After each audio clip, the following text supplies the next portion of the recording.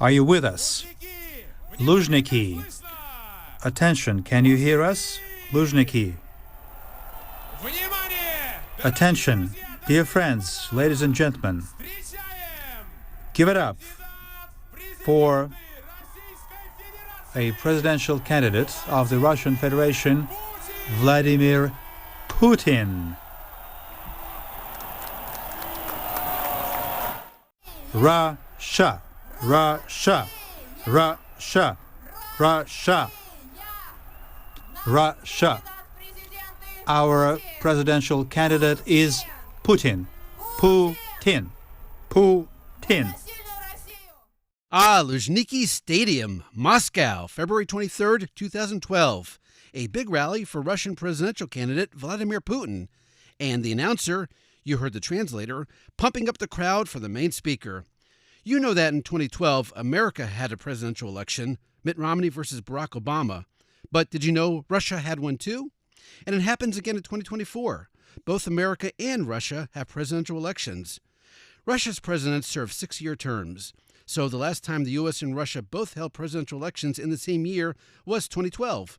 And Putin was a candidate both times. In the 2024 U.S. presidential election, Russia and Putin are a hot topic.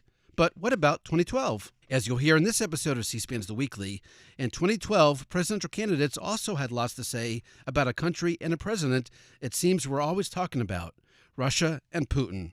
Hello, I'm Pam, and joining me today is Zach as we celebrate 45 years of C-SPAN's unblinking eye on the democratic process. That's right, Pam. Since our founding in 1979, C-SPAN has been documenting history with a unique approach, unfiltered, without commentary, and entirely independent from government funding.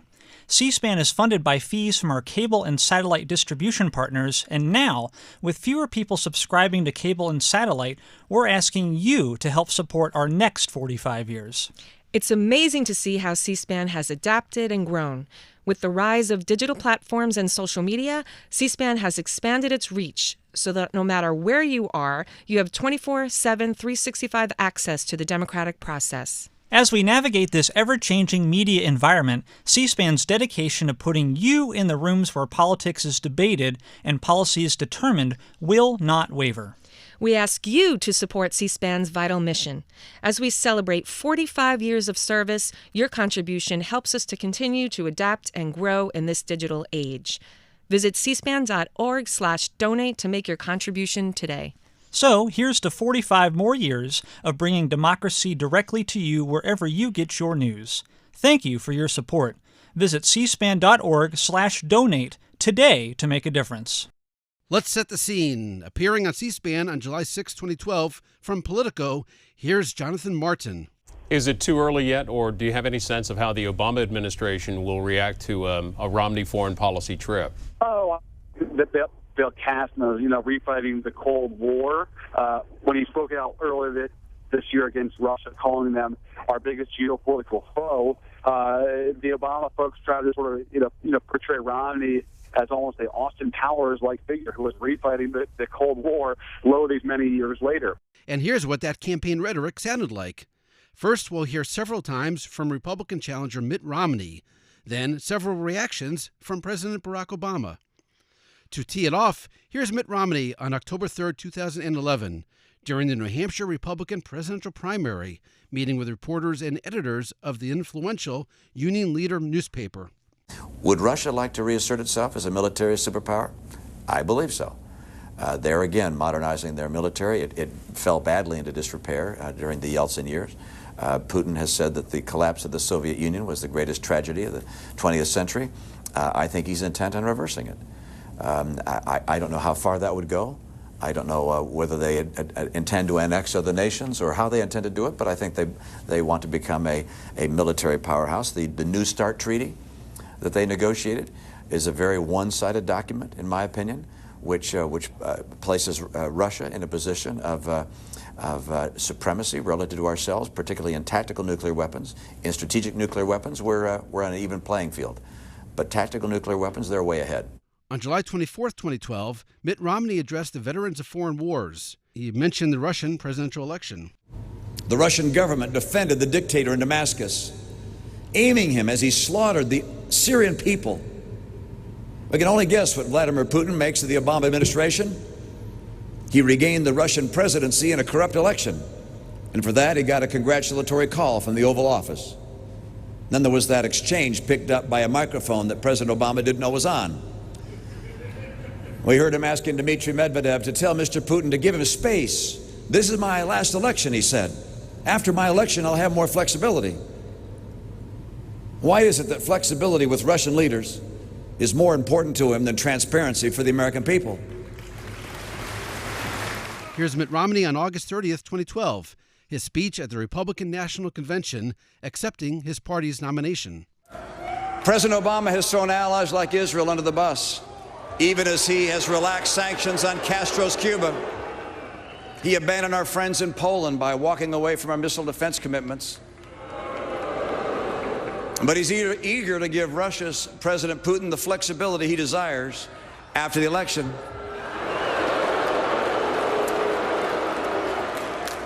Under my administration, our friends will see more loyalty, and Mr. Putin will see a little less flexibility and more backbone. By the way, Mitt Romney also mentioned Vladimir Putin during his speech to the Republican National Convention in 2008. Republicans, led by John McCain and Sarah Palin, will fight to preserve the values that have preserved the nation. We'll strengthen our economy and keep us from being held hostage by Putin, Chavez, and Ahmadinejad. And we will never allow America to retreat in the face of evil extremism. And now, Barack Obama. Here's his speech accepting his party's presidential nomination. September 6, 2012, the Democratic National Convention. My opponent and his running mate are new to foreign policy. But from all that we've seen and heard, they want to take us back to an era of blustering and blundering that cost America so dearly. After all, you don't call Russia our #1 enemy, not Al-Qaeda, Russia, unless you're still stuck in a Cold War mind warp. And here's President Obama on October 22, 2012, the third presidential debate, the one focusing on foreign policy. Governor Romney, I'm glad that you recognize that Al-Qaeda is a threat, because a few months ago, when you were asked what's the biggest geopolitical threat facing America, you said Russia. Not Al-Qaeda, you said Russia. And the 1980s are now calling to ask for their foreign policy back, because the Cold War has been over for 20 years. But, Governor, when it comes to our foreign policy, you seem to want to import the foreign policies of the 1980s, just like the social policies of the 1950s and the economic policies of the 1920s. You say that you're not interested in duplicating what happened in Iraq, but just a few weeks ago you said you think we should have more troops in Iraq right now.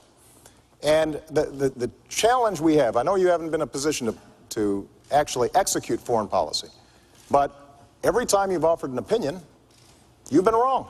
Mitt Romney reacted this way. But I'll respond to a couple of things you mentioned. First of all, Russia, I indicated, is a geopolitical foe.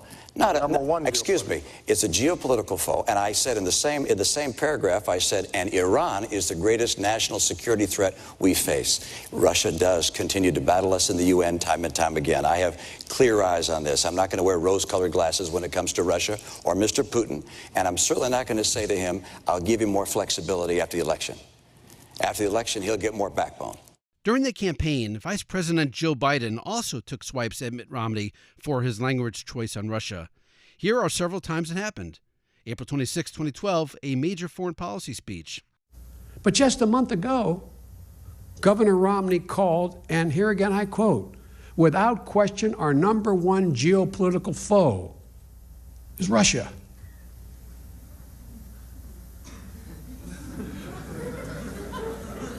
As my brother would say, go figure.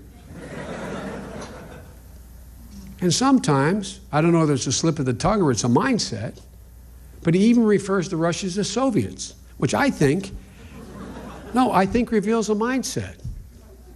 Everybody sometimes slips. I never do, but everybody sometimes slips.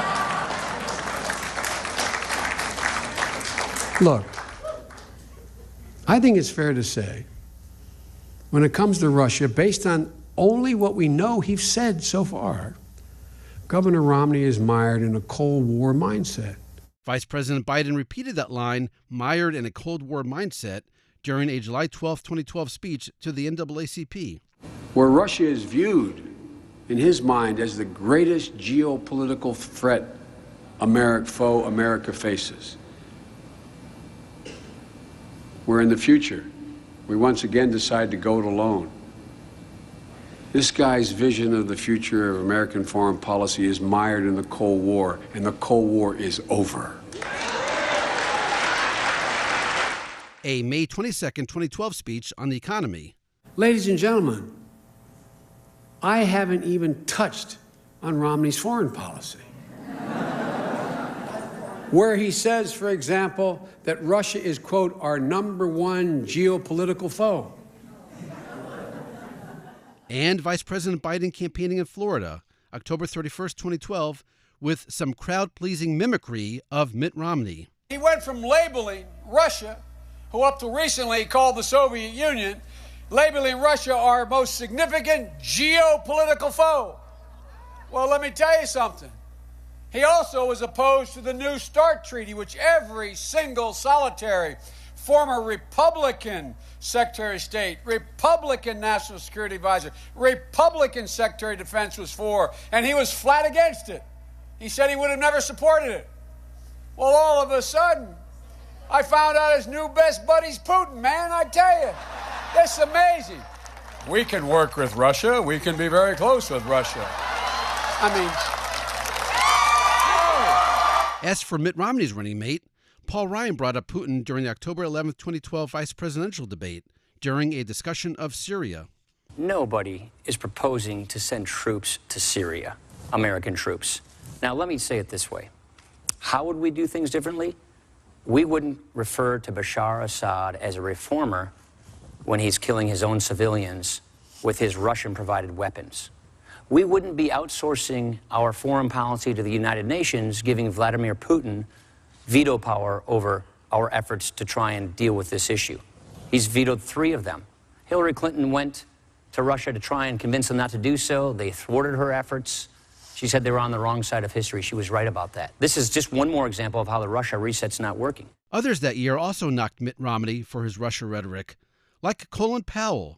Here's the former Secretary of State during a May 29, 2012 book tour interview. And so we have no peer competitor like we did with the old Soviet Union. Russia is not the Soviet Union. Has nuclear weapons. Mitt Romney said they're our main geopolitical rival. I disagree with my good friend Mitt. I don't think they are a geostrategic foe to us. Do they get silly? Do they say things that are troublesome? Well, Mr. Putin does that all the time. And John Kerry. On September 6, 2012, the chairman of the Senate Foreign Relations Committee addressed the Democratic National Convention. Every president of both parties for 60 years has worked for nuclear arms control, but not Mitt Romney. Republican secretaries of state, from Kissinger to Baker, Powell to Rice, President Bush, 71 United States senators all supported President Obama's New START treaty, but not Mitt Romney. He's even blurted out the preposterous notion that Russia is our #1 geopolitical foe. Folks, Sarah Palin said she could see Russia from Alaska. Mitt Romney talks like he's only seen Russia by watching Rocky IV. I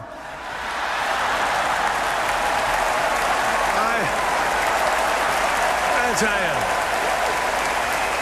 4 months after saying that, John Kerry was nominated to be Secretary of State. Mitt Romney's thoughts about Russia still attracted attention after he lost in 2012. In 2018, he ran for U.S. Senate from Utah. During an October 1st, 2018 discussion at Rice University's Baker Institute, Russia came up. I felt at that time in 2012 that Russia was our greatest geopolitical adversary. Political. I wasn't expecting them to launch some kind of warhead towards us or military action against us, but they were a geopolitical adversary, basically poking us wherever they could and supporting the world's worst actors, from Kim Jong-un to Assad and others, and see them playing on that geopolitical stage, at that point quite effectively as an adversary. The greatest threat, I thought, came from Iran becoming nuclear. And even as recently as February 27, 2024, here's Senate Republican leader Mitch McConnell during remarks on the Senate floor, summarizing, from a pro-Romney point of view, what President Obama and Vice President Biden said during the 2012 campaign. Think about America's own behavior back in 2014. President Obama was 6 years removed from a promise to reset relations with Russia, and a little more than a year removed from mocking his opponent on the presidential debate stage for warning of the threat posed by Putin. As he put it smugly to our colleague, my opponent, Romney, the 1980s are now calling to ask for their foreign policy back. That same year, then Vice President Biden said our colleague from Utah was, quote, mired in a Cold War mindset. Well, of course, the Obama-Biden administration didn't just scoff at realism on Russia. They assiduously avoided it. Finally, we've heard from two secretaries of state about Russia and Putin in 2012. Let's hear from one more, 2 years later, April 2014. And this time, it's President Obama's first Secretary of State, Hillary Clinton. As she was speaking at the Women in the World Summit, 40,000 Russian troops were massing on the border with Ukraine after Russia annexed Crimea. And Secretary Clinton makes a point about Putin we still hear today. Vladimir Putin, in my view, is motivated by the past. He wants to recreate it. He wants to reclaim it. He wants to restore what he views as the proper place of Russia in the world order. He is motivated by his looking back on history, going back to the czars. He has publicly said that the collapse of the Soviet Union was a great catastrophe. He believes that politics is a zero-sum game, which means that Russia can't do well with all of the great resources and assets Russia has, starting with its people, if other people are doing well, and therefore he wants to do what he can to elevate the Russian position, particularly in its neighborhood, among those countries that used to be part of the Soviet Union and were part of the Warsaw Pact. And now, a bonus clip. All this talk about Putin, and we haven't even heard from him yet. So now's the time. Let's return to where we started. Luzhniki Stadium in Moscow. Back to that Putin for President rally, February 23rd, 2012. It was Defender of the Fatherland Day in Russia. And since we just heard Hillary Clinton discuss how much Vladimir Putin is motivated by the past, let's get an example. Here's Putin at that rally, through a translator, talking about Russia's military past. In this clip, he's marking 200 years since Russia's infamous battle to defend Moscow from Napoleon. I thank you for every vote. We can still do a great deal for our country, for our people. And we will do it while relying on the talent of our people, on our great history that has been written with the blood and sweat of our ancestors. This year we'll be celebrating 200th anniversary since the Battle of Borodino. How can we not remember the poet Lermontov and his heroes, warriors? We remember those words since we were children, since we went to school. We remember those warriors who, before they went to fight the Battle of Moscow, they swore their allegiance to their fatherland and they dreamed of dying for it. Do you remember how they said it?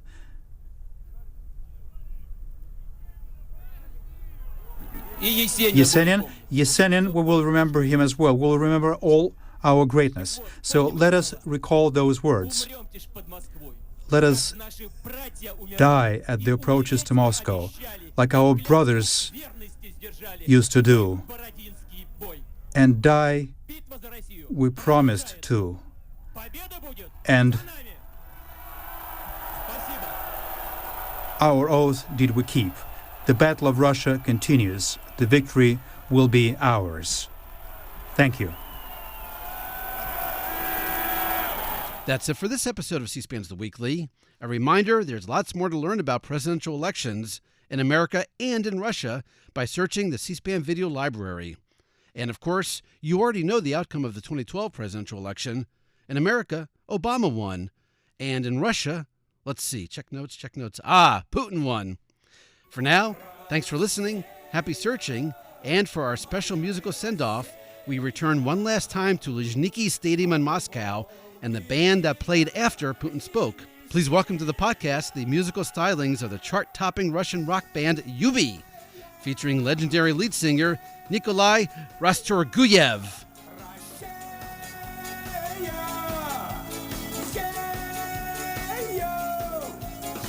Дороги ночной огонь заливается, девки ходят гурьбой.